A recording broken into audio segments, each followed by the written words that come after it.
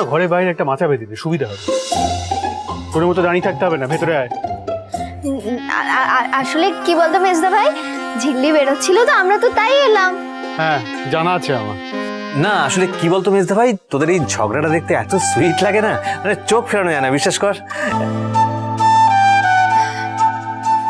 রিজু দাদা, ভালো ঘুম হয়েছে তো? হ্যাঁ ঝিল্লি, বলছি মেজদা ভাই, তোরা যখন কলকাতায় যাচ্ছিস তখন ওই ফ্রাই দোকান থেকে একটু ফিশ ফ্রাই নিয়ে আসিস না। সেদিনকে বর্ধা ভাই নিয়ে এলো, কিন্তু শুধু ওই ভাইয়াজির জন্য। আমি তো তখনই হেভি লোভ দিয়ে দিয়েছি। এত হাসির কিছু নেই, কেউ সব খাবে না।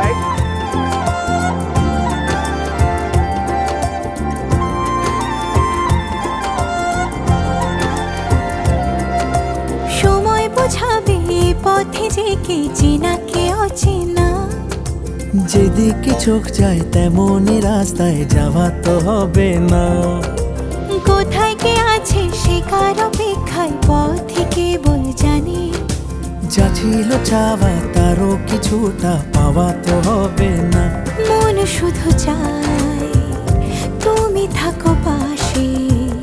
কার ইশারায় কে যে ভালোবাসে, কে যে উড়ো চিঠি কাকে পাঠায়। তোমারই ঠিকানা লিখেছি আমি জীবনে খাতায়। দুজনে সুজনে রয়েছি যেন তেঁতুলে পাতায়।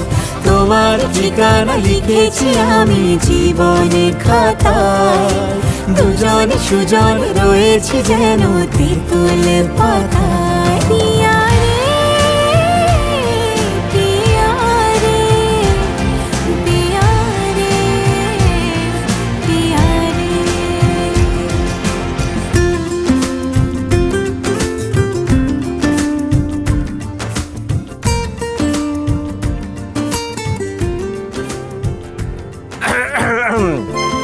না রিঙ্কি, দেখলি মেজদা ভাই ব্যাগ ট্যাগ ফেলে যেভাবে চোখের যত্ন করতে শুরু করলো, আমার তো মনে হয় ঝিল্লি এবার চোখে একটু বেশি বেশিই দেখবে।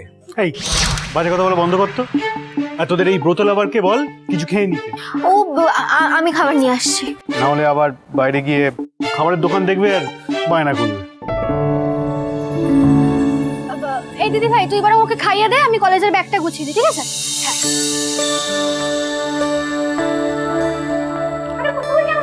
বলটা নিয়ে আয় না, যা।